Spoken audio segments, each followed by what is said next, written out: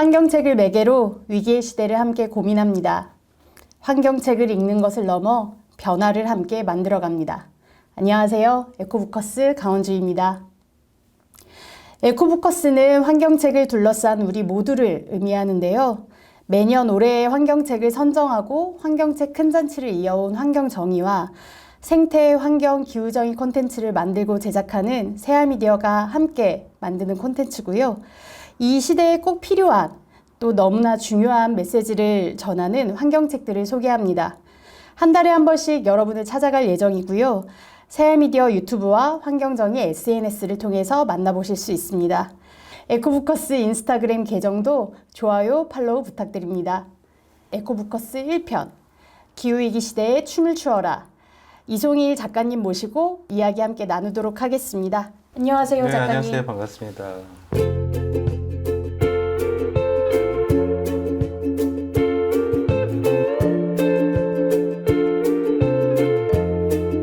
사실 저는 작가님보다 감독님이라는 표현이 좀 익숙해서 네, 저도 그래요. 네, 제가 오늘 처음 뵀지만 페이스북에서 올려주시는 글들 아주 잘 보고 있거든요. 그 감독님 어록도 되게 많으시잖아요. 유행어들. 미남 감독, 29세. 주접 아니에요? 아니, 저는 좋아요. 저의 정서와 맞아요. 잘. 그래서 제가 제일 좋아하는 유행어는 그거. 잔이? 그 잔이라는 건 왜 자꾸 물어보시는 거예요, 근데? 예전에 그 페이스북 하기 전에 트위터에서 2012년쯤인 것 같아요. 그때부터 구남친이 새벽 2시에 뭐 잔이하는 게 유행을 했었는데 이제 제가 그게 너무 재밌더라고요. 그래서 잔이를 트위터에서 매일 반복을 하다 보니까 한 5년쯤 하니까 뭐든지 꾸준히 하면 뭔가 이렇게 궤적이 만들어지잖아요. 한 5년쯤 하고 나서 그 라디오 방송국에 그 영화 음악을 운영하시는 한 아나운서가 새벽 2시에 이 시간이면 영화감독 이송일이 잔의를 할 시간이죠. 뭐 이런 멘트가 나왔다고 하더라고요. 전 들어보지는 못했는데 그래서 그게 너무 재밌어서 페이스북으로 건너오면서 와도 또 계속 잔이 뭐 이런 얘기를 하다 보니까 많은 분들이 제 이름은 잘 몰라도 잔이 감독 이걸 더 많이 알아주시더라고요. 제가 그 페이스북에 포스팅하는 글들도 보면서 정말 궁금했던 건데 어떻게 이렇게 방대한 내용을 이렇게 페이스북에 포스팅을 어떻게 알고 하시는 걸까? 페이스북에 포스팅하는 글들도 그렇고 이 책 500페이지, 참고 문헌은 40페이지더라고요. 그래서 뭐 국제 정치, 종교, 기후위기, 뭐 문화 이런 내용들 도대체 어떻게 정보를 아시고 이렇게 글로 정리를 하시는지. 백수라서 그래요. 많은 분들은 직업을 가지시고 연구자들은 또 자기 분야들이 있잖아요. 근데 백수들은 무한하게 시간이 많기 때문에 무한하게 서칭을 할 수 있고 무한하게 책을 읽을 수가 있고 그 코로나 기간부터 그때가 모두 다 스탑이었잖아요. 저 영화 쪽도 뭐 영화 같이 모일 수가 없으니까 영화 작업을 아예 못 했었거든요. 그래서 몇 년, 한 2, 3년 우리 다 카카페 하고 있던 차에 저도 집에서 파스타 요리를 하는 시간을 제외하고 인터넷을 통해서 그게 너무 저한테는 충격이었어요.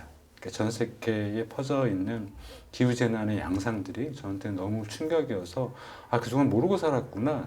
그래서 이제 계속 그 서칭을 하고 파고들고 그 트위터 같은 경우에는 그룹들이 있잖아요. 페이스북도 마찬가지고 거기에 가면 되게 다양한 자료들 그 데이터들을 볼 수가 있어서 이제 그걸 가지고 페이스북을 통해서 많은 분들한테 이거 몰랐던 이야기인데 함께 공유를 했으면 좋겠다. 그래서 이제 올리게 되면서 지금 이 자리까지 오게 된 것 같아요. 뭐 책도 쓰고 강의도 다니고 뭐 이렇게 본의 아니게. 네. 코로나 시대가 만든 그렇죠. 책인 건가요? 그렇죠. 기후위기와 관련한 어떤 기후재난의 상황들을 보고 이거 너무 심각하다. 그래서 이 책을 쓰는 어떤 그런 계기가 됐겠지만 혹시 어떤 뭐 사건이랄까? 뭐 그런 게 명확한 계기가 또 있으세요? 근데 뭐 20대부터 저 자신은 생태주의자라고 생각을 했었었는데 이제 독립영화 쪽에서 계속 제 작품 혹은 이제 독립영화에 관련한 일들을 거의 20몇 년 동안 하다가 2018년쯤 해서 사실 전 세계적으로 기후 담론이 폭발적으로 기후 위기라는 담론도 본격적으로 2018년부터 경의를 했거든요. 이제 저도 마찬가지 영향을 받았던 거죠. 아, 내가 예전에 공부를 할 때는 그래도 다음 세대의 문제겠구나라고 막연하게 생각을 했단 말이죠. 근데 이게 당장 우리 세대의 이야기고 바로 지금 현재의 이야기구나, 미래의 이야기가 아니구나라는 사실 때문에 그때 오히려 더 충격이었던 것 같아요.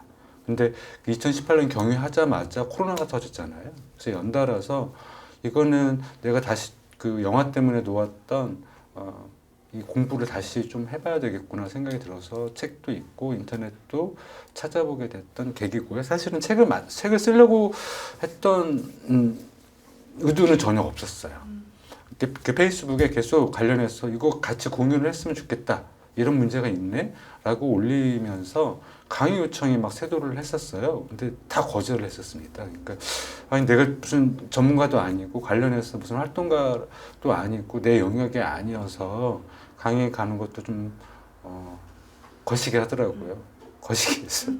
제 주변에 안 나간다고 했다가 어떻게 하다가 결국에 민주노총 강원본부를 시작으로 해서 몇 년에 걸쳐서 강의를 다녔고 출판사에서도 한 10군데 이상에서 책을 좀 쓰자. 근데 딱 하나의 사건이 있었었죠. 책을 쓰자고 몇 개 그 출판사에서 요청이 들어왔는데 다 거절을 했었거든요. 근데 그 중에 한 출판사 대표님이 연락이 오셨어요. 책을 못 쓴다고 하면, 근데 책을 쓰지 않았던 것도 금방 제가 강의를 막 하지 않았던 이유랑 동일했어요. 내 영역이 아닌 것 같아서. 근데 한 출판사 대표님이 연락이 오셔서 너 책 쓰기 싫으니까 대담집은 어때? 근데 어떤 분과 그럼 대담을 하게 되나요? 근데 홍세화 선생님. 근데 저도 홍세화 선생님 책을 읽고 자랐던 세대이기도 하고 정치적 지향도 비슷한 부분이 적지 않아서 저한테는 영광이죠. 쓰지 않는 거 맞죠? 말만 하면 된다. 되는 거죠. 그래서 만나 뵙게 됐고 네, 한 달 반 동안 이제 대담을 거쳐서 책을 쓰게 됐는데 책을 다 쓰고 나서 책거리를 할 때 출판사 대표님 그런 이야기를 하셨어요. 너는 이미 더럽혀진 몸이다.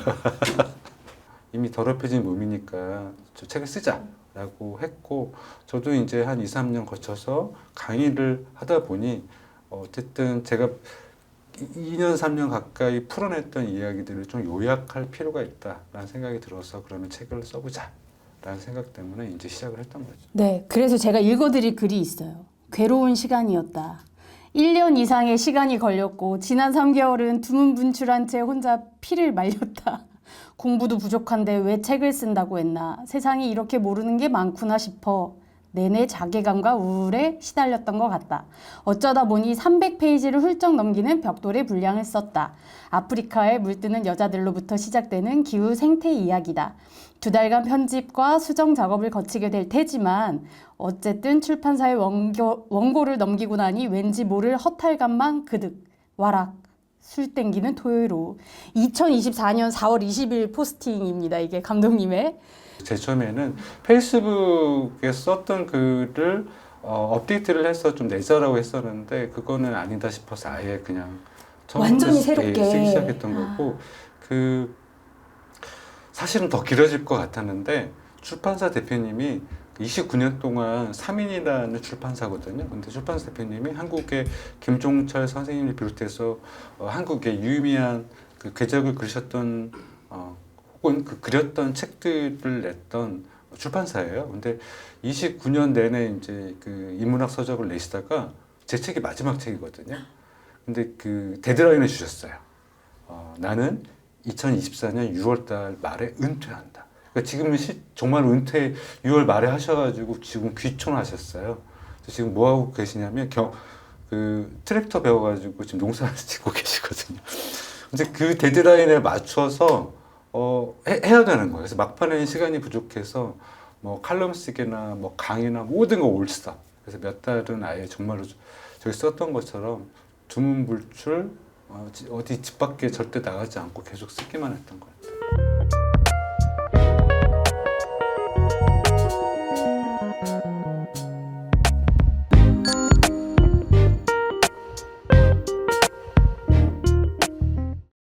본격적으로 책에 대한 이야기를 좀 나눌까 하는데 처음 이 기후위기 시대에 춤을 추어라 라는 책 표지를 이렇게 올려주셨을 때 저 되게 의아했어요. 왜 춤을 추어라지? 책 제목을 이렇게 정하신 이유가 있을까요? 그 책 제목을 그렇게 제안을 했을 때 출판사 대표님, 편집자에서는 반대를 했었어요. 직관적이지 않다. 근데 다 읽어보시고 생각하시라고 이제 얘기를 했고, 이제 그러면서 제가 읽어보세요 하고 이 책 표지를 이제 전달을 해드렸어요. 근데 이제 이 책을 쓰겠다고 생각이 들면서 책 표지로 이 사진을 쓰고 싶었었거든요. 이 사진이 네덜란드의 1971년 사진인데 아이들이 그만 죽여라라고 하는 슬로건으로 시위를 하는 장면입니다. 근데 네덜란드는 지금 현재 교통수단 중에 자전거가 차지하는 비중이 35에서 45%예요. 근데 그게 가능했던 어떤 계기가 바로 아이들을 그만 죽여라라고 하는 시위였거든요. 이 아이들을 그만 죽여라라고 하는 칼럼이 2년 전에 어떤 유명한 언론인이 이제 쓰게 됐는데 그 언론이 눈물을 흘리면서 칼럼을 썼어요. 근데 그 칼럼을 눈물을 흘리면서 썼던 배경이 칼럼을 쓰기 전에 며칠 전에 자기 6살 먹은 딸아이가 자전거를 타고 가다가 자동차에 치여서 이제 사망을 했고 당시 자동차 왕국이었던 미국의 모델을 유럽에 가장 빨리 도입을 했던 게 네덜란드였고 네덜란드는 매해 연간 300명 이상의 어린아이들이 자동차에 치여서 사망을 했던 거예요. 그래서 아이들을 그만 죽여라라고 그 눈물을 흘리면서 언론인이 칼럼을 썼고 시민들이 맞다.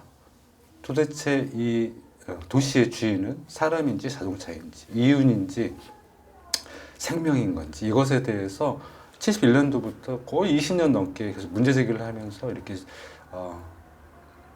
도시 공공성 운동을 펼쳤던 거죠. 자전거 운동을 함께. 이제 보다시피 이 사진을 보면 손에 손을 잡고 마치 강강수월래를 하듯이 손을 잡고 춤을 추거든요. 자동차 못 지나게 하는 거예요. 일부 시민들은 자전거 끌고 와서 이제 했던 거죠. 근데 이 운동이 1950년대에는 저쪽에 미국에서 유모차를 끌고 자동차하고 싸웠었어요. 여성들이. 근데 이제 이때 71년도에 여기서는 네덜란드에서는 시민들이 그래서 사실 승리한 거의 유일한 운동이었죠. 다른 운동들도 물론 유의미한 궤적을 그리긴 했지만 네덜란드처럼 지금까지 그 과정이 이어져서 이 도시를 공공성을 강화를 할 수 있게 됐던 굉장히 중요한 운동이었고 그래서 우리도 지구 생태계에 관련돼서 주인이 누구인지 정확하게 질문을 하자. 그리고 이 지구 생태계를 공공성을 어떻게 강화를 하고 공유지로 어떻게 만들어야지 그러려면 손에 손을 잡고 저항에 춤을 추자. 뭐 이런 이야기를 하고 싶어서 사진도 이렇게 선택을 하게 됐고 책 제목도 그렇게 이제 정하게 됐던 겁니다.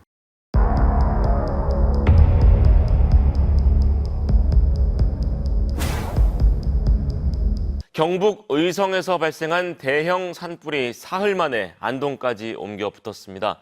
이미 경북 북부 지역의 산을 태우고 강원도와 가까운 영양과 영덕 지역까지 번지고 있습니다. 이번 영남 산불로 지금까지 27명이 숨졌고 서울의 절반이 넘는 면적이 불탔습니다. 역대 최악입니다.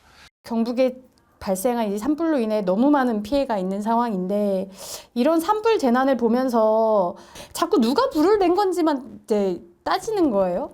근데 사실 이렇게 빈번해지는 산불이 사실 이제 기후위기와 굉장히 연관이 있고 대표적인 기후위기의 어떤 재난인데 이 책에 1장에 이제 산불 팬데믹이라는 내용의 이제 글이 있잖아요. 그 산불과 기후위기는 어떻게 연관되어 있는지 좀 소개를 해주신다면. 클라이메이트 위플래시, 그러니까 기후 채찍질이라고 하는 개념이 등장했어요. 극단적인 건조 상황에 이어서 극단적으로 습한 상황이 이어지거나 극단적으로 습한 상황에 이어서 극단적인 건조 상황이 이어져서 마치 뭔가 말 위에 올라타서 누군가 채찍질을 하듯이 그래서 기후 채찍질이라는 표현이 이제 요즘에 이제 등장을 하고 있는데 지금 얼마 전에 LA 산불이 되었든 한국 같은 경우도 지금 이번에 의성부터 해서 산불을 정확히 보면 고온, 근데 고온인데 역대 3월 기록이에요, 다. 제주도부터 해서 의성까지. 그리고 굉장히 건조했습니다. 예년에 비해서 10에서 20%밖에 강우량이 없었어요.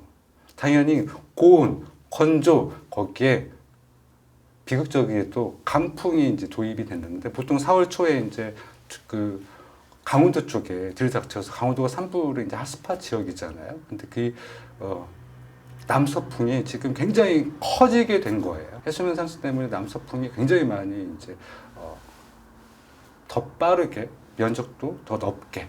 그래서 지금 세 가지 고온, 건조, 강풍의 형태가 극단적으로 채찍질을 하듯이 지금 이쪽 경북 쪽을 치게 됐던 거죠. 두 번째는 연료 축적 문제를 들여다봐야 돼요. 지금 경북 지역이 남한에서 소나무가 제일 빽빽하게 지금 밀집되어 있습니다. 소나무는 송진을 비롯해서 나무 전체 기름 성분이 20%나 돼요. 쉽게 얘기를 하면 그냥 서 있는 휘발유거든요.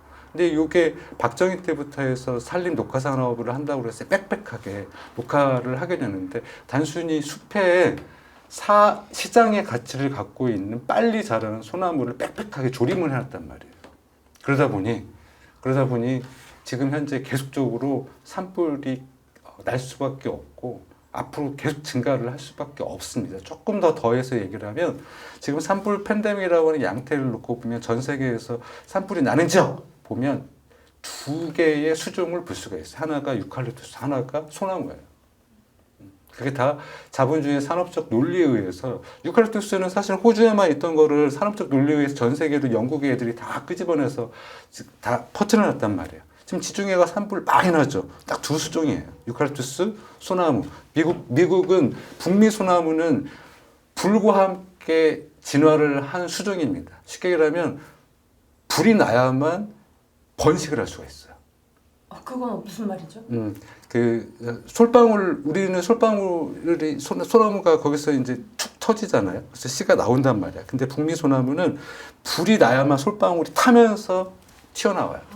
그래서 오랜 세월 특히 캘리포니아 지역은 산불지대예요. 그래서 원래 거기에 집을 지면 안 돼. 근데 그런 방식으로 소나무가 굉장히 빨리 조림을 산업적인 논리에 의해서 했단 말이죠. 아니, 정확히 지도를 놓고 지금 전 세계 산불이 어디가 많이 나지? 가서 보면 다 유칼립투스하고 소나무예요.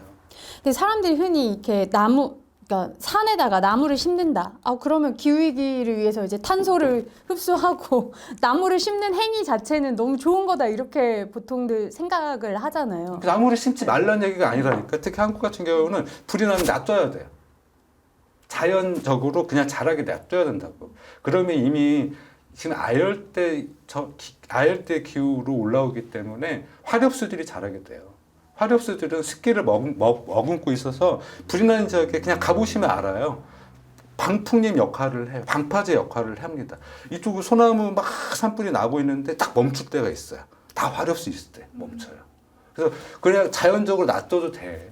국가돈을 가지고 그 엉망지들이 돈잔치를 한단 말이에요. 걔네들은 지금 산불이 나면 다 파헤쳐요. 그 다음에 소나무 다시 그 어린 수종을 갖다가 다 심는다고. 또 빽빽히 조림을 해놓는다고. 그래서 정말 엉망진창, 그 나무 같으면 또 산불이 나면 어마무시하게 탄소를 또 배출하게 되는 이 악순환이 반복이 되잖아요. 그래서 지금 그냥 놔둬도 화렵수들이 자라게 돼요. 그래서 나무를 심지 말라는 게 아니라니까. 정확하게 생태계에 맞춰서 강제 조림을 하거나 플랜테이션, 대농장의 방식으로, 숲을 그런 방식으로 시장화하면 안 된다는 이야기를 하는 거예요. 그래서 산불이 그 법칙 때문에 더 지금 연료 축적이 더 많이 되어서 산불이 더 나게 된 거고, 그런 의미에서 지금 이번 산불 이제 끝나고 나서 이 산림청의 연료 부화 정책에 대해서 계속 두드려 패야 돼요. 삼장이 이메일을 지으면 산불이 꺼질까라는 제목인데 여기에서 이제 탄소 발자국 개념 아까도 이야기해 주셨지만 그 영국의 글로벌 석유 기업인 BP가 처음 만들어냈다. 저희 그 부분 보고 되게 놀랐어요. 아니 무슨 석유 기업이 탄소 발자국 개념을 만들었다고? 그리고 플라스틱 생산 기업들이 플라스틱을 줍는 플로깅 그런 문화를 막 독려했다. 그런 내용을 지적하신 부분이 되게 인상적이었는데 이에 대해서 좀 감독님 의견 더 듣고 싶거든요. 자본주의가 시작되면서 탄소들을 배출하고 있는데 끊임없이 책임을 개인들한테 전가유예한 거죠. 그러면 그들은 책임을 지지 않으려고 하는 게 첫 번째고, 두 번째는 그렇게 시간을 벌려고 하는 거죠. 개인들은 열심히 막 개미들처럼 열심히 하고 있고, 지금 전반적으로 5조 달러 정도가 여전히 매장이 돼 있대요. 화석연료가. 그러니까 그거 못 믿어서 지금 저러고 있는, 지구를 불태우고 있는 중인데, 여기서 우리 시민들은 누가 더 쓰레기를 더 잘 줍고 누가 더 분리수거를 더 열심히 하고 있고 정말 의미 없는 짓이다라는 이야기를 좀 하고 싶었는데, 전반적으로 뭐 한국만 그런 건 아니에요. 미국도 그렇고 유럽도 상황들을 보면 이런 개인적 실천과 이런 것에 여전히 북박여 있죠. 그래서 이것들을 어떻게 깰 수가 있을 것인가. 이게 저도 계속 강의를 가면 정말 가장 힘주는 부분이 이 부분이거든요. 그냥 기후 걱정하셔서 선량한 마음을 가지고 오셔요. 근데 우리가 시민으로서 할 수 있고 정말로 너무 정치적 이런 게 아니더라도 시민으로서 할 수 있는 게 정말 다양하다. 개인들로 분리되거나 정말 고립되어가지고 그렇게 우울감을 가진 채 죄의식을 갖고 뭔가 이렇게 막 죽고 이런 거는 도저히 해결 방법이 아니니 계속 모여서 할 수 있는 게 뭐지? 시민들로 함께 우리가 연대를 해서 할 수 있는 게 뭐가 있지? 그게 텃밭이 되었든 뭐가 됐든 할 게 너무 많잖아요. 그래서 그런 것들을 조금 더 독려하고 싶어서 이 부분들에 대한 이야기를 했죠. 사실은 이 장애의 길이가 짧다 보니까 더 얘기를 못했지만 자본은 정말 꼼꼼하게 이것들을 다 책임을 전가해온단 말이에요. 경제적인 영역에서 경제활동을 통해서 발생된 생태적인 오염들을 정말 부지런하게 돈을 투자를 하면서 부지런히 하고 있는데 우리들은 여전히 그 속도를 못 따라가는 게 분명히 있어요. 문재인 정부의 한정혜 장관이죠. 한정혜 장관이 이제 이때 이메일 지우기 운동을 했고, 한 통에 이미 보았거나 스팸으로 온 이메일 한 통을 지우면 4g의 이산화탄소를 줄일 수 있다. 근데 그게 공무원 사회, 그다음에 일선 학교에서도 다 나갔어요. 그래서 강의를 다녀보면 막 공무원들도 저희도 하고 있어요. 뭐 고등학생들도 하고 있다고 하면 막 속 터져 죽죠. 그게 영국에서 시작됐거든요. 이 세상의 모든 편지는 영국에서 행운의 편지. 행운의 편지죠. 영국, 프랑스 거쳐서 한국으로 온 건데, 근데 영국에서는 한 30만 톤 정도를 시뮬레이션을 했더니 모든 시민들이 동참을 하면 30만 톤. 근데 이 화력발전소 단 2기는 20년 기준으로 3억 5천만 톤인데 비교를 할 수가 없잖아요. 근데 단지 그 수치의 문제만은 아니에요. 우리가 정말로 불을 지르고 있는 화석연료 산업, 화석자본주의를 정확하게 인지를 해야 되는 우리의 시야들을 계속 발밑만 보게 만드는 게 문제인 거죠. 그래서 아주 치명적이죠. 치명적이에요.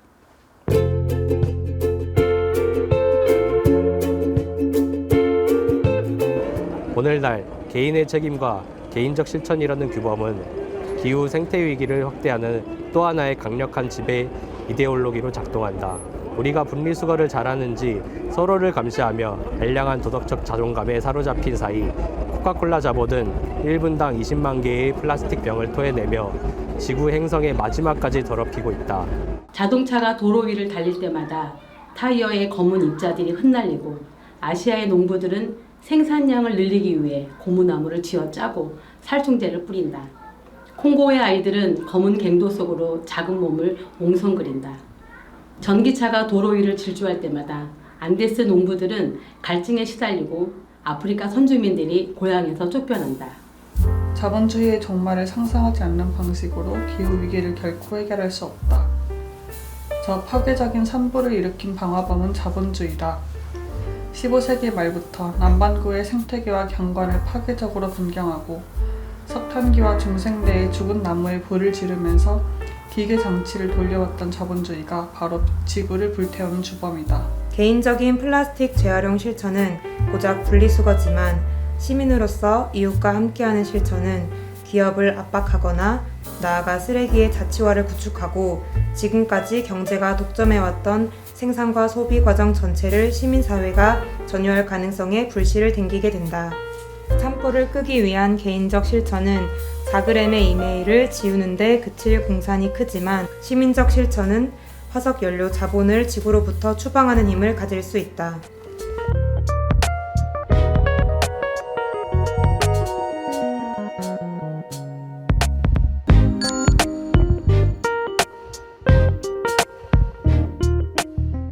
이거는 그 책에 대한 질문은 아닌데 이제 영화, 뭐 문화, 사회, 정치적인 문제에 대해서도 그렇고 다 관심이 많으신데 특히 이게 요리에 관심이 일가견이 있으시잖아요. 요리, 파스타도 너무 잘 만드시고 가끔 이제 제철 재료 가지고 이렇게 요리하시는 것도 제가 이렇게 글 올리신 거 봤는데 감독님한테 요리, 음식, 먹는 거 이것은 어떤 의미인가요?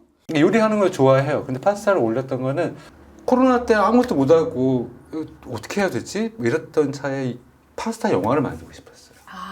그래서 근데 시나리오 보통 독립 영화들은 그 감독들이 직접 쓰잖아요. 근데 파스타의 레시피도 뭔가 주요하게 영화 속에 등장했으면 좋겠는 거예요.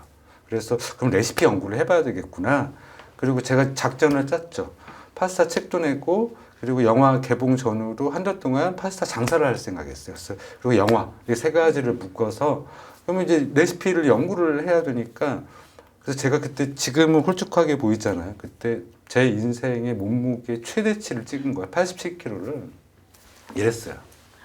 근데 그렇게 매일 파스타를 먹어서 그랬어요. 그래서 제가 한번 꽂히면 약간 뽕을 뽑아야 되는 성격이 좀 있어가지고 파스타를 거의 몇 년을 그렇게 계속 했죠. 그러다가 어느 정도 쓰던 대본은 코로나가 끝남과 함께 서랍 속에 넣어놨어요. 그러면서 요 근래는 파스타가 잘 안 올라오잖아요. 3년 가까이 해본 매일 해본 경험으로 봐서는 되게 간단한 요리 있고 그냥 제철 음식들 툭툭 던져서 같이 국수랑 볶으면 되는 요리죠. 이렇게 요리에 진심이신 것 같고 제가 또 파스타 그거 올려주실 때 그거 보고 실제로 따라 해보기도 막 했어요. 그래서 드린 질문이기도 하지만 사실 이 책의 내용과도 좀 연결이 되는 질문이었어요. 이 책에 이제 4장에 보면 뭐 인구 증가, 특히 이제 아프리카 남반구 국가들의 인구 증가가 기후위기를 심화시킨다. 뭐 그런 얘기를 이제 제인 구다리 하고 또 데이비드 애든버러가 하고 뭐 이런 것에 대한 이제 비판을 하시면서 자연스럽게 식량 위기에 대한 이야기를 이제 언급을 하셨는데 그 남반구의 기근이나 또 기후로 인해 뭐 식량의 수확량이 주는 거 혹은 바뀌는 거 뭐 토종 뭐 씨앗이나 토종 농법이나 이런 것들이 없어지는 거 이런 것들의 전반적인 어떤 위기가 결국 또 제국주의나 자본주의의 영향이다 이런 얘기를 하셨잖아요. 결국에 땅 문제예요. 땅 문제인 것이 대기업 혹은 대농들이 땅을 소유를 하잖아요. 남반구에서 그러면 땅이 없는 소농들은 어떻게 해야 돼요? 먹고 살기 위해서 숲을 개간을 하기 시작해요. 그러니까 그러면 이 제인 구다리나 애튼버러가 보는 것은 저 많은 사람들이 숲을 개간하고 숲을 파괴하네 이것만 보는 거죠. 근데 그게 아니라 전반적으로 이제 특히 녹색혁명과 신자유주의가 발흥을 하면서 남반구에 있는 소농들에 대한 거의 전쟁을 치르듯이 땅을 빼앗기 시작합니다. 예를 들면 되게 간단한 거죠. 우리 나프타라고 해서 멕시코랑 미국이 북미 자유무역 협정을 이렇게 맺잖아요. 그러면 원래 멕시코는 옥수수의 나라예요. 맞아요, 옥수수, 나초. 나초 말고 그 뭐죠? 또르띠아? 또르띠아는 그들의 영혼의 음식이에요. 근데 북미 자유협정이 딱 맺어지는 순간에 또르띠아가 난리가 나요. 근데 그 이유는 단순합니다. 저쪽에 농산물에 관련돼서 농민들의 전폭적인 지원금을 받은 미국의 싼 옥수수가 대량으로 쳐들어오는 거예요. 그리고 이쪽은 농민들한테 보조금을 주면 안 됩니다. 그러면 어느 한순간에 이 어마무시한 이 시장이 요동치는 것에 견디지 못해서 다들 땅도 잃게 되고 이렇게 나가는 거예요. 그들이 농사를 지을 수 있는 소농들이 자급자족을 기반으로 해서 그들이 농사를 짓고 할 수 있는 땅을 기반으로 한 삶 그걸 다 파괴를 했다라는 거예요. 식량 위기라고 하는 것은 당연한 거예요. 그들은 땅이 왜 없겠어요. 그동안 먹고 살았잖아요. 그러니까 그런 땅과의 관계를 다 잔인하게 끊어놔 버리니 이들이 먹을 게 없는 거죠. 그래서 시장 기반으로 해서 황금 작물들 무슨 코코아가 됐든 뭐 녹차가 됐든 이런 것에 황금 작물에만 종속이 되다 보니 뭔가 저쪽 시장 가격이 안 맞으면 그냥 계속 그 식량 위기가 도래할 수밖에 없어서 굶게 되는 상황이에요. 결국에 땅을 다 뺏고 땅과의 관계를 다 끊고 소농 시스템을 파괴를 하고, 그래서 그런 거에 대해서 정확하게 얘기를 하지 않죠. 사실은 자본주의 농법 때문에 그렇게 소농 관계를 다 끊어놓고 대기업의 위주로 단작 시스템이 확산이 되면서 농약이며 질소인의 이 오염과 뭐 이런 것들이 파생되면서 환경 오염이 야기됐거든요. 그런 지점들은 전혀 얘기 안 하고 정말 대형 동물, 예쁜 대형 동물들만 가지고 우랑우탕이 됐든 침팬지가 됐든 에든버러처럼 무슨 고래가 됐든 이런 것만 가지고 남반구의 인구 문제를 자꾸 얘기를 하고 있다는 사실 자체가 너무너무 식민주의적이고 폭력적이죠. 그래서 사실은 정말 남반구에서 환경 파괴를 걱정한다고 한다면 지금의 토지 시스템, 소농들이 자기가 농사를 지을 수 있는 땅을 기반으로 자급자족을 기반으로 살 수 있는 식량 시스템을 구축을 해주면 덜 파괴를 하게 돼요. 그 북반구 국가에서 자꾸 이제 남반구의 인구 증가 문제를 건드리면서 산화 제한 정책, 그리고 뭐 여성들을 제대로 교육을 시켜야 된다, 뭐 이런 주장들을 막 하잖아요. 그들은 인구 문제는 그들이 알아서 결정을 할 거잖아요. 사실은 그들을 덜 폭력을 구사하고 덜 뺐으면 그 조건에서 그들은 알아서 결정할 거예요. 근데 왜 자식을 많이 낳네 못 낳네 이걸 가지고 부유한 북반구에서 왈가불가 얘기를 하고 있잖아요. 그 지금 그 무슨 나카타죠? 우간다에서 기후정의 하고 있는 그 바네사 그 활동가가는 이런 얘기를 했죠. 그러니까 기후 부채 차원에서 너희들이 정말로 인구 문제를 걱정한다고 한다라면 일단 돈을 토해내라. 돈을 토해내면 우리가 그걸 가지고 여성 성평등에 기반해서 우리 여성에 투자를 할 것이다라고 얘기를 하고 있는 건데. 분명히 근데 거기 깔려 있긴 하죠. 그 북반구 얘기를 하고 있던 그 이야기 주장들이 깔려 있지만 어쨌든 그들은 그들의 선택에 대해 존중을 할 필요가 있잖아요. 그래서 그리고 기후 부채는 줘야 되는 게 맞고 때문에 그들이 알아서 그걸 결정을 하는 거기 때문에 존중을 할 필요가 있다는 생각이 들어요. 북반구에서는 가타부터 그런 얘기 할 필요도 없고 지금 우리가 생태 부채, 이 기후 부채에 관련된 돈이나 제대로 갚으라고 그 얘기만 하면 돼요. 그리고 덜 착취하고 덜 수탈하는 것만 집중을 하면 되는 거고 그들이 결정을 해야 되는 문제잖아요. 그 북반구의 이제 제국주의, 그 제국주의의 생활 양식, 그것의 가장 대표적인 게 이제 자동차라고 또 여기 6장의 제목이 그래서 자동차를 파묻어라입니다. 저는 이 장의 제목이 굉장히 선동적이다라고 느껴졌어요. 그래서 자동차가 가장 대표적인 제국주의의 어떤 산물이다 이렇게 생각하시는 이유가 있으실까요? 제가 못 찾았어요, 사실은 자료를. 그러니까 80년대 후반쯤에 나왔던 환경책을 읽고 환경에 관심을 가졌었거든요. 80년대 후반에. 근데 그 책을 시골에서도 못 찾고 지금 아무리 내가 되새김질해도 못 찾겠는 도판이 실렸었거든요. 자동차를 실제 파묻는 퍼포먼스를 70년대 초반에 사실은 그 사진에서 파묻는 퍼포먼스 때문에 쓰고 나서 그 사진에 대한 이야기를 좀 하고 싶었었죠. 근데 이제 도저히 못 찾고 이거를 뭐 그냥 글로 풀어내기도 못해서 그냥 제목만 남겨둔 상황이었고요.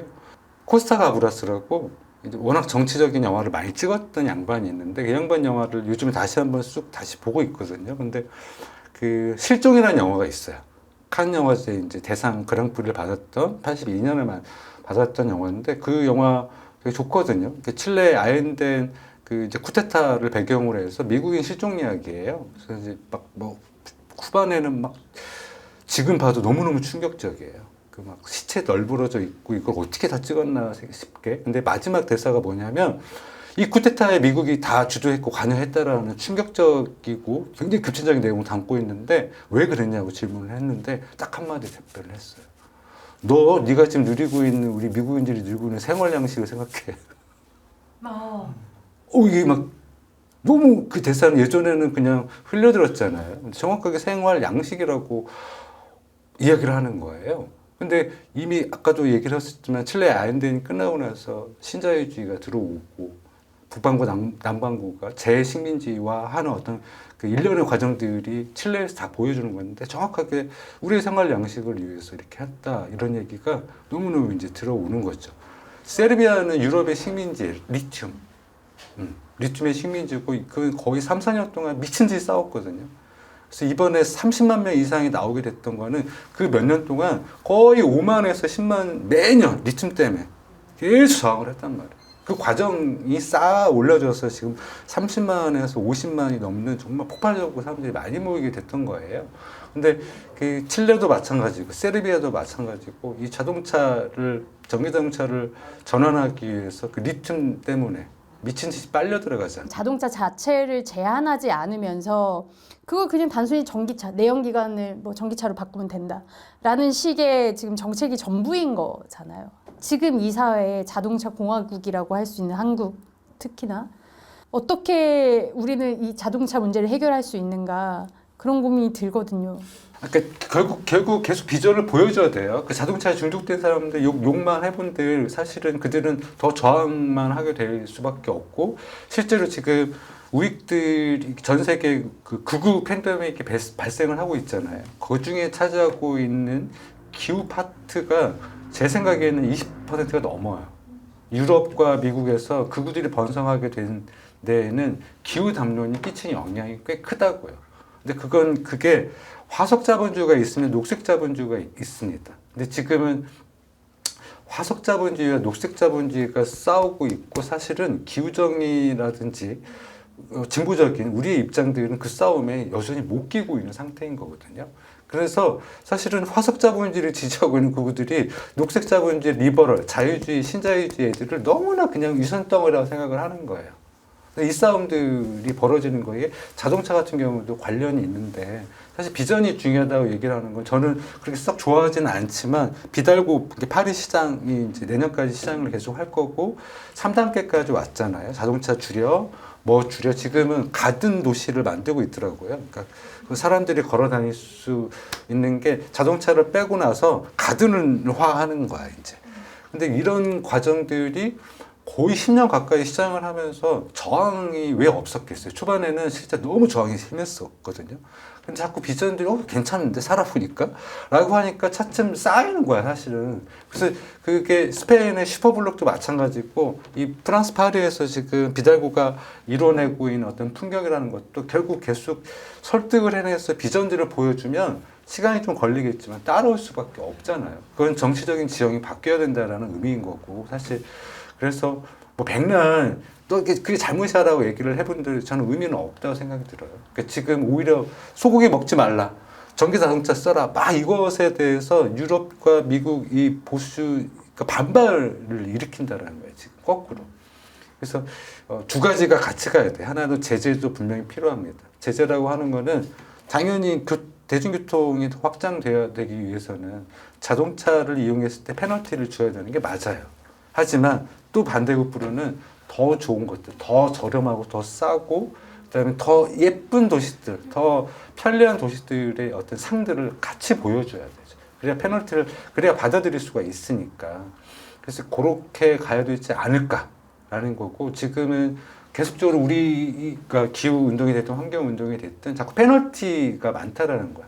그러니까 도덕적으로 절제를 해야 되고 이렇게 페널티에 입을 거라만 자꾸 얘기를 하다 보니 그들이 계속 성장할 수밖에 없거든요. 그러니까 지금 심지어는 지금 유럽 같은 경우는 극우의 지형이 농촌 지역이 다 이 도화선이에요. 네덜란드부터 해서 다 스페인 복스가 됐든 그 지도를 그려놓고 보면 그 농민들이 그린 딜에 관련된 저항감 때문에 다 그것들을 지지하는 거예요. 왜 그동안 다 먹여 살리고 심지어 우리는 세계화와 자유무역 때문에 농촌이 작살났는데 이제 와가지고 우리한테 비료 쓰지 마, 농약 쓰지 마. 자꾸 잡들이를 한다는 거야. 열받는 거야. 그래서 그것들을 지지하는 거야. 기업들을 지지하는 거라니까요. 그래서 완전히 전환들을 하려면 더 통 크게 비전들을 가지고 결국에 이거는 좌파와 생태가 해서 이 상들을 자꾸 보여주고 통 크게 전환을 해야 돼요. 그러지 않고서 깔짝깔짝하면 더 승질만 나가지고 지금 그들이 더 번성하고 있잖아. 이 책을 관통하는 메시지를 좀 정리를 하면 결국에는 이제 자본주의와 식민주의가 기후위기의 진짜 주범이다. 그리고 이 체제를 변화시키지 않으면 기후 문제 결코 해결할 수가 없고, 뭐 이런 흐름으로 이 책이 정리가 되어 있다고 저는 느꼈는데, 결국 이 체제에 대한 부분, 사실 이제 기후운동 진영 안에서도 그래, 체제 문제 인정해. 그렇다고 체제를 바꿀 수 있는 거야? 아니면 아예 체제 얘기는 꺼내지도 마. 그 문제도 우리 안에서 꺼내서는 입 밖으로 해서는 안 되는 얘기야. 뭐 이런 주장을 하시는 분들도 계시고. 감독님 생각은 좀 어떠세요? 이 체제. 우리는 설득도 해야 되지만 끊임없는 자유주의 담론들과 싸워야 돼요. 다 함께 어우러서 갈 수 있는 건 없어요. 아니, 아무리 어떤 좋은 영화더라도 그냥 그 영화를 싫어하는 사람들 있잖아요. 다 끌고 가면 망해, 뭐든지.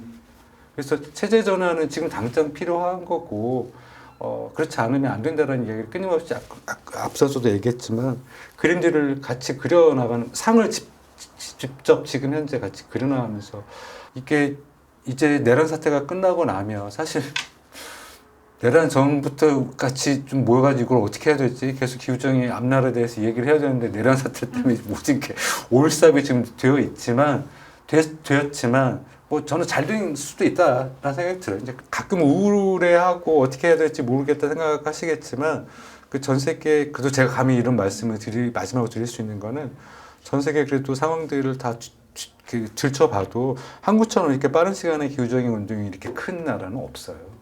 우리는 우리 스스로를 너무너무 저평가하는 게 있거든요, 분명히.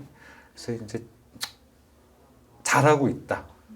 여전히 그렇지만 부족한 게 있기 때문에 계속적으로 좀 이야기하고 어깨 따돌리면서 계속 앞으로 나가는 게 지금 우리한테 가장 필요한 게 아닐까, 이런 생각을 해봅니다. 에코브루카스 1편은 기후위기 시대 춤을 추어라 였습니다. 오늘 함께 이야기 나눠주신 미남 영화감독, 이송일 감독님 감사합니다. 고맙습니다. 네, 감사합니다.